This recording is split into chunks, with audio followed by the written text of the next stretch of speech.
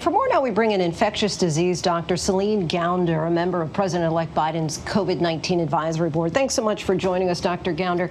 Let's start with Biden's new plan to release nearly all available vaccine doses instead of holding some back for second doses. Why is this the best option, and what happens if production simply can't keep up and second doses are then delayed?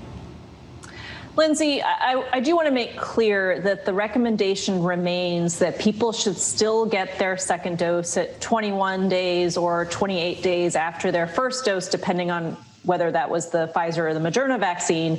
That second dose should still arrive on time. But what we've realized is that the vaccine rollout has had some hiccups. It's been a little bit glitchy.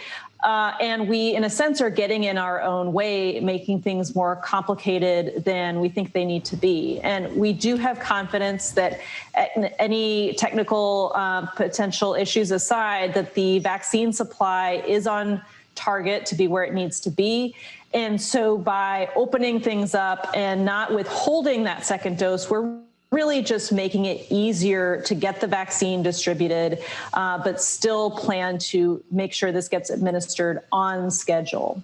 And you just, of course, restated how important it is for the 21st and 28 days. So how important are those timelines strictly as far as making sure that people get them? And what's the risk of deviating from those timelines? The risk is that the vaccines simply have not been studied in that way. So it is a data-free zone whether they will be as effective if the doses, the first and second doses, are spaced further apart. We don't think a week or two delay is going to make a huge difference. But at the same time, we really do want to recommend that people stick to the schedule. This is really more of a how are we managing the supply chain. We're not recommending that people wait to get the second dose. And as you know, there's been a lot of finger pointing over the vaccine rollout. HHS Secretary Alex Azar accused governors of leaving vaccines sitting in freezers and said the perfect cannot be the enemy of the good. Do you agree with that? And how can the Biden administration help states and local authorities work faster to get the vaccines into more arms? We're going to do as much as we can as quickly as we can. We are a year behind. There's a lot of planning that should have started about a year ago. Everything from looking at staffing where, here's a pandemic. We know we'll eventually have a vaccine on our hands.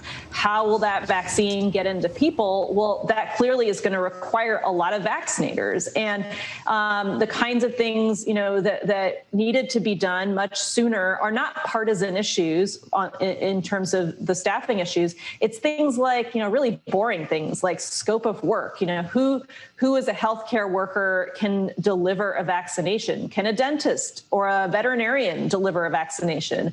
But those are regulations that need to be changed at the state level. We also require people to be licensed at the state level. So me working in New York City, I cannot go over to Newark, New Jersey, less than an hour away with my New York medical license. So these are all just bureaucratic obstacles that really needed to be addressed sooner. And we will be addressing all of those kinds of bottlenecks as quickly as we can. And lastly, are you concerned at all about wealthy or well-connected Americans trying to jump the vaccine line? And how can you ensure that the process is fair and equitable?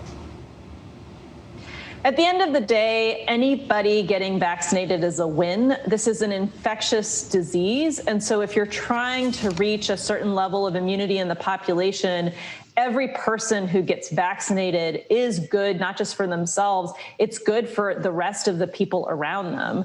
And I do think many communities of color, part of their hesitance is that they don't want to be first in line. They don't want to be the guinea pigs.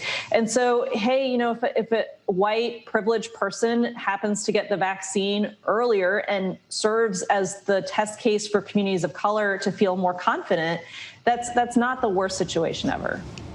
Wow. Okay. Well, just to recap, sounds like cutting the line does not appear to be a big concern. Dr. Gounder, thank you so much for your time. Once again, a Biden advisor on distribution of the vaccine. Hi, everyone. George Stephanopoulos here. Thanks for checking out the ABC News YouTube channel. If you'd like to get more videos, show highlights, and watch live event coverage, click on the right over here to subscribe to our channel. And don't forget to download the ABC News app for breaking news alerts. Thanks for watching.